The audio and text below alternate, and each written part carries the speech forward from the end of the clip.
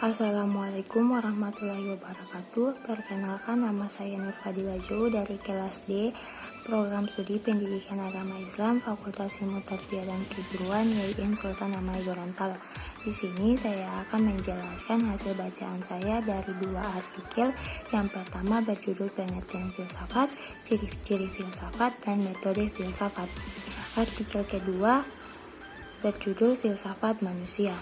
Pengertian filsafat. Filsafat adalah suatu pemikiran dan kajian kritis terhadap kepercayaan dan sikap yang sudah dijunjung tinggi kebenarannya melalui pencarian dan analisis konsep dasar mengenai bidang kegiatan pemikiran seperti prinsip, keyakinan, konsep, dan sikap umum dari suatu individu atau kelompok untuk menciptakan kebijaksanaan dan pertimbangan yang lebih baik. Pengertian secara etimologi, kata filsafat berasal dari bahasa Yunani yang terdiri dari kata philos yang berarti cinta dan sophia yang berarti kebijaksanaan. Secara etimologis, filsafat berarti cinta kebijaksanaan atau love of windows, sehingga seorang filosof adalah pencinta, pendamba, atau pencari kebijaksanaan. Pengertian filsafat menurut para ahli. Yang pertama, Aristoteles. Filsafat adalah ilmu pengetahuan tentang kebenaran yang meliputi logika, fisika, metafisika, dan pengetahuan praktis. 2.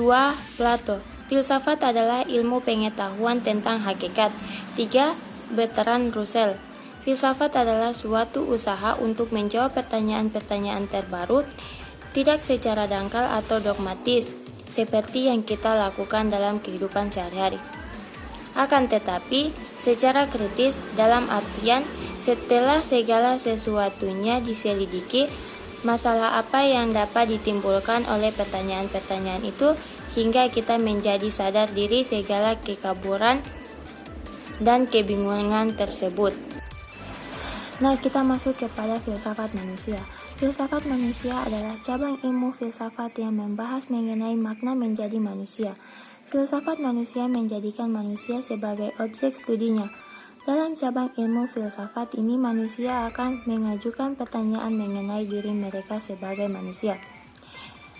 Pertama, kefilsafatan tentang manusia. Untuk apa kita terlahir sebagai manusia? Pertanyaan itulah yang akan selalu ada dari dahulu hingga sekarang. Pertanyaan yang akan selalu terdengar dari saat manusia lahir hingga manusia meninggal.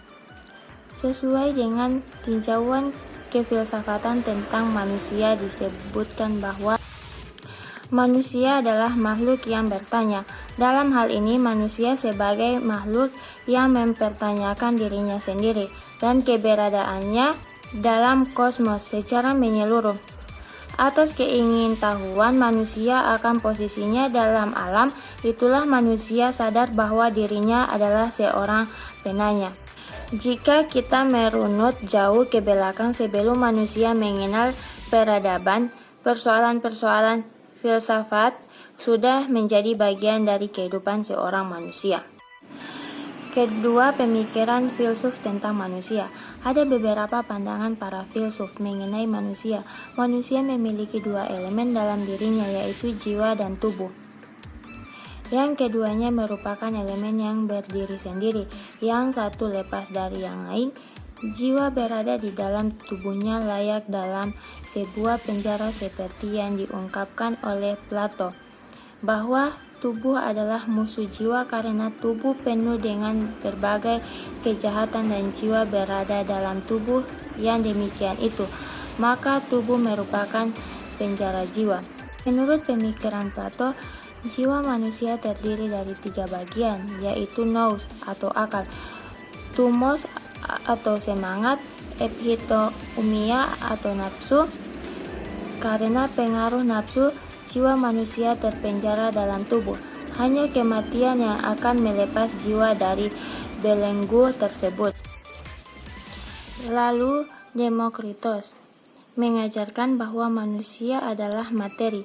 Jiwa pun adalah materi yang terdiri dari atom-atom khusus yang bundar, halis, dan licin. Oleh sebab itu tidak saling mengait satu sama lain. Demikian juga atom-atom yang berbentuk lain. Menurut Thomas Hobbes, manusia tidak lebih pada suatu bagian alam bendawi yang mengelilinginya. Oleh karena itu, maka segala sesuatu yang terjadi padanya dapat diterangkan dengan cara yang sama, dengan cara menerangkan kejadian-kejadian alamiah, yaitu secara mekanis.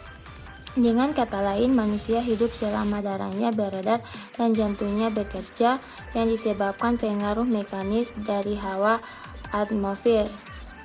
Hidup manusia adalah gerak anggota tubuhnya.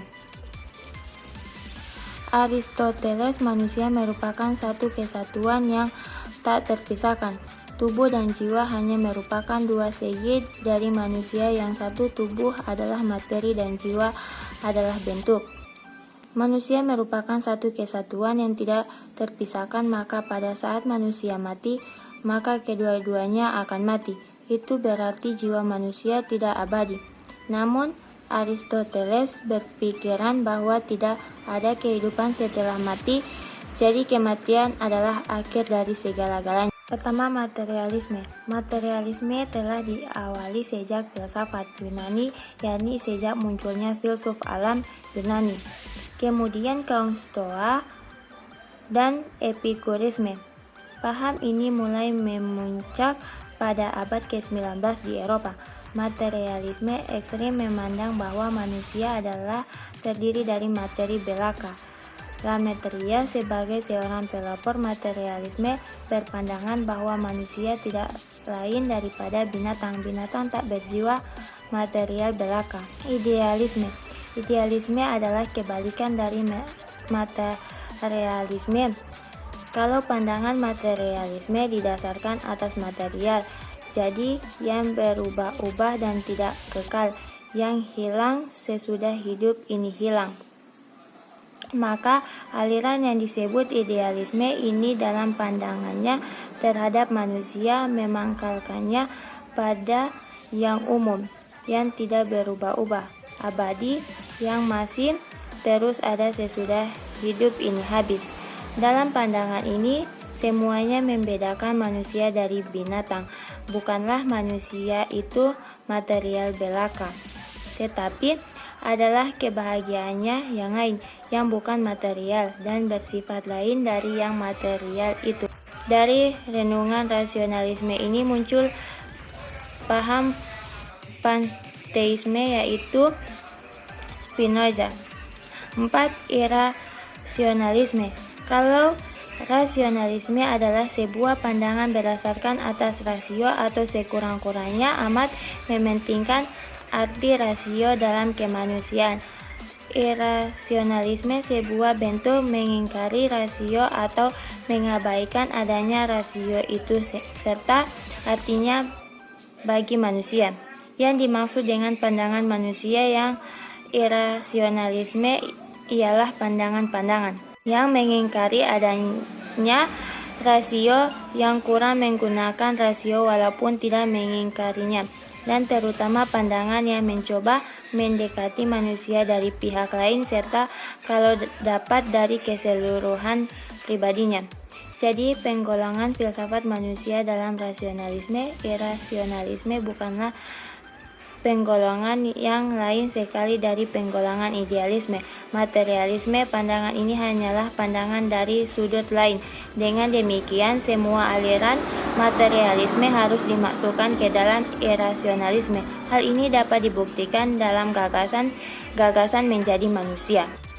Jadi sudah jelas ya teman-teman tentang filsafat dan manusia. Saya sampaikan tadi pada pengertian filsafat, ciri-ciri filsafat, metode filsafat, serta dengan kefilsafatan tentang manusia, pemikiran filsafat dan paham tentang manusia.